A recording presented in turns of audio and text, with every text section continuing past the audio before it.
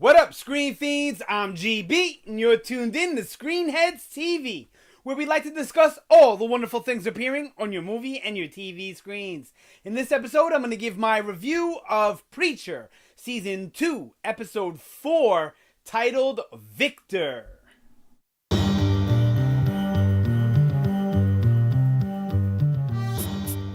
Alright, so Preacher does it again with another fantastic episode.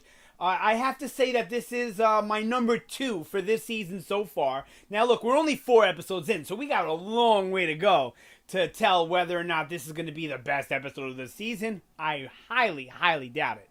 But this was a really enjoyable episode. I liked it a lot more than I liked the last episode. And it's episode 2 also. I liked it better than I liked episode 2. So, but not quite as much as episode 1.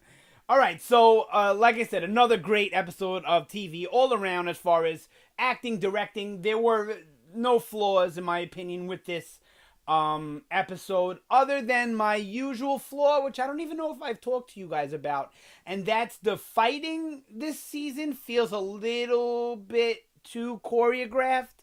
I felt like last season's fighting felt a little bit more raw and in the moment and really didn't feel like it was a dance. Whereas this year, pretty much all of the hand-to-hand combat stuff has felt a little bit, performed. A little bit too acted, a little too scripted, if you will. But still good stuff. Still good action. Still good combat. Still great fight choreography. But I think they're not taking enough time to develop those scenes and make the action feel more cinematic and more fluid and less like a dance, like a choreographed stunt, But I'm still enjoying it and still having a great time with it. All right, let's get into it. So the synopsis for the episode: Jesse dives deeper into his search for God with Cassidy. They must take a detour to save Tulip as we discover more about her secret past. Now, just so I don't forget to talk about it, let me talk about the Eugene stuff first, because that's not in the synopsis. I love what they're doing with Eugene, Arseface, and Hell. I love it, I love it, I love it. I love the way Hell is presented to us. I love everyone who's in it. They all feel like bad people that deserve to be in Hell, at least the ones that speak do. I like how it's like a prison and how they're even taking stuff from like real life modern day, how it's like prison overpopulation, too many people are being sent here, and I think that's all has to do with the fact that God is missing. That we have this prison overpopulation and everything. And if they do the story the way it's done in the comics with Hell and all that, then we'll get some interesting other reasons on why the overpopulation, why more people may be being sent to Hell and all of that. So, good stuff. Hopefully even better stuff to come. Love this stuff with Hitler, and I like how... Now, you don't really get it 100%, I don't think. Obviously, it has something with the Jewish guy bumping the table, whatever. You don't really get how this is the worst day in Hitler's life, living through his hell. It actually seems quite pleasant. But if you think of it like this, maybe Hitler got his joy from chaos and from destruction and from killing, right? And that was his happy place, all of that death, destruction, and killing. And then the moments like this, where it was sitting down having coffee amongst Jews who obviously Hitler had a problem with, was his time in hell. And I think that's great philosophically, where hell is all different for everybody else. Everybody's hell isn't what you and me might consider hell, of torture and death and destruction and scariness, you right? Some people revel in that and they love that. And I think the point they're trying to make here is that this is Hitler's hell, is being, contained to this mundane everyday life type of thing amongst people that he despised. And then also, his hell is kind of more out of his cell, to where he's not the leader, he's not who everyone worships and looks up to and hails and all of that, right? He's a normal inmate, and actually he's not really respected. And we see that at the end when he gets his ass beat, And that was awesome when Eugene stops them from whooping Hitler's ass. And then you're kind of thinking, is he gonna save him and go against what the I don't know, the warden told him, or is he going to join in on the fun after what she told him, that it won't be tolerated? Being a good person here is not tolerated. I just love all of that dynamic, how our prisons are meant to reform in real life. They're meant to make us better people. Whereas the prison in hell, even though they don't a lot of the times, right? But I like how the prison in hell is more the reality of it. Like, you're not going to be nobody better person. We expect you to be a worse person by being here. And I just loved all that. And I don't want to spoil anything that may come up in the future, but all things may not be what they appear to be in hell, to where they get that call about he's gone, he escaped, he's out, who let him out, how did he get out? That's all about the Saint of Killers. And then when they're talking about calling him, blah, blah, blah, you think that they're talking about the devil, which they very well may be, but maybe not. Maybe there's somebody in between the warden and the devil. Maybe the devil vanished too. Maybe he's on a road trip with God to find Jazz. We will find out, I'm sure, but maybe not by the end of the season. But the way that they're making hell a major thread, it seems, of this season, we may very well find out a lot of that information that is in the books, even if it's only in dialogue. It's in the books. There was also a spin-off thing of the actual cowboy and all that. It might not even been a spin-off. It might be part of the series. I don't know. But good stuff. Loved what they did there. Okay, then we have Jesse and Cassidy looking for the actor who played God in their conversation with God at the end of season 1. And it was all awesome. I love the way that all of it was done. Everything, especially, what was his name? Gunt. And I love the way Cassidy keeps saying Gunt, Gunt, Gunt. Because, the Irishmen, they like the C-U-N-T word. And it, sounds very similar. And it seemed like he liked saying it, because it sounded so much like it, I guess. I don't know. I loved all of that, looking for the actor that played God, and everything that came with it was amazing. I loved the audition tape and how he gets shot at the end. My mouth was hanging open.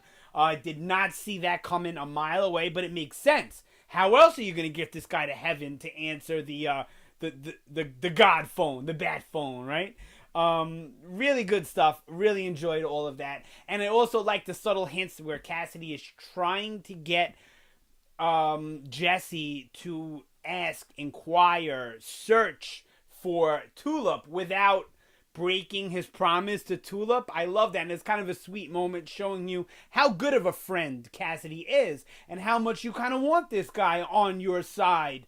Not just because he's a vampire and he can do some crazy things, albeit at night, but still can do some crazy things. But not just because of that, but also because he's a genuinely good guy, which is weird to say for a blood-sucking demon of the night, right? So, yeah, I liked all those little subtle hints and everything. That was great. And then finally at the end, he's got to say, look, I've been laying hints the whole time. We got to go look for her. And then they go and they look for her. Where's Cassidy after this time? I don't know, probably in the car or he stayed back at Denise's house because he can't be out in daylight anyway. And I love the way that Jesse walks up in there like the total G he is, even though he shouldn't be using the word of God, and we'll talk about that again because it was the last scene of the episode, but walks in there like a total G and just starts, don't move, don't move, don't move, and just like shuts down the whole house. I loved the way he did it, even though it was a stupid move for the character. But, Saint of Killers is going to be a reoccurring thorn in the ass in this series. And Jesse's getting so accustomed to using the word of God, I believe it's becoming harder and harder for him to not use the word. And who knows, maybe that has something to do with the entity Genesis, or maybe it's just about Jesse's own hubris. You know, humans are greatly flawed, so these are things that we do sometimes. That action scene with like the butcher guy was amazing. I love that whole fight scene, was awesome. Awesome. One of the best fight scenes on TV I've ever seen. Even though it felt a little choreographed at times, most TV fight scenes feel choreographed. So, good stuff. And then we have Tulip. Oh, Tulip, how I love her so much. And it's not just because she's beautiful, and she is. And it's not just because, yes, she doesn't have the most banging body, like voluptuous and big everywhere, but she still has a sexy body, her shape and everything. It's not just that. The way she carries herself makes her 20 times more attractive than she is. And I'm not taking anything away from Ruth Negga. She's a very attractive woman. I love her in everything I see her in, not just in Preacher. You know, always find her attractive. And she's a very talented actress. But the way Tulip carries herself makes her so much sexier. I love that whole scene with the house, with her going through trying to say hi to everybody, and you're like, why are they all being so cold to her? What did she do to these people? And the little girl spitting in her face saying, I hope my father kills you. My mouth was on the floor. I didn't see that coming a mile away. And then Tulip's face is like, man, I love this little girl, but I want to punch her in her face right now. That's what I got from, Tulip in that scene. And then we get Tulip saying, finally, you know what? Screw this. I'm going gangsta. Does what she does. Gets her hands on a gun. Goes to kill the dude. I mean, just great stuff. And then we get the reveal at the end that she may have worked for him. She may have did some dirt for him because it seems like the people know she's badass. And from a little bit of the audio and stuff from the following episode, we see in the trailer, we'll kind of get a hint that they all knew she was badass. They all knew she had a troubled past. They all knew she was damaged goods coming in to that house. And we find out that she was married to this guy. So this is her husband, not her ex-husband, her current husband. And Jesse's reaction, Dominic Cooper did a great job. His reaction is something of surprise, of anger, of hurt. So many emotions are running over the actor's face in that moment. I loved it. And it was a great way to end that part of the story within this episode. I'm really anxious to see where they go with this. Because I don't see this guy living but he has a kid and all that. But he seems like a crime boss, a scary man. So I don't see him just giving up his wife to Jesse either. So this is going to make for an interesting next episode, or maybe even the next 2 episodes. But I really think this story will be wrapped up in the next episode. The story of, Tulip's husband and all that stuff. But maybe not. Maybe this will be a going thread throughout this season or the series. Who knows, man? So many possibilities. I don't remember this stuff from the comics at all. Maybe vaguely mentioned in dialogue, but I don't remember seeing or getting like big reveals about any of this stuff. So it's all new territory to me. And then we get the reveal at the end of the Saint of Killers. Right there, right outside of New Orleans. He was probably started heading there from the episode before this one, episode 3, where Jesse uses the power of God in that episode also. And he probably started on his way there, and then Jesse uses it a bunch of times this episode. So that put him right on course for Jesse's whereabouts. So who knows? The Saint of Killers may go to that house and end up killing everybody in that house in search for Jesse, for Preacher. We'll see. Love the episode. Great episode. Like I said, at least my second favorite episode of the season. Can't wait. If you guys liked the episode, didn't like the episode, whatever, sound off down below. Let me know what you thought. Let me know what you think about this season of Preacher, or just if you want to talk about the series or, Preacher in general. Definitely hit me up with that down below. Don't be afraid to like, share, subscribe. Helps out the channel, helps out my confidence. Lets me know if I'm doing things right, doing things wrong, whatever it is. So check out the channel for more Preacher stuff, as well as tons of other shows I cover. And I do movies from time to time as well. Alright, thanks again for watching. Always appreciated. You guys have a fantastic day, and I will see you next time.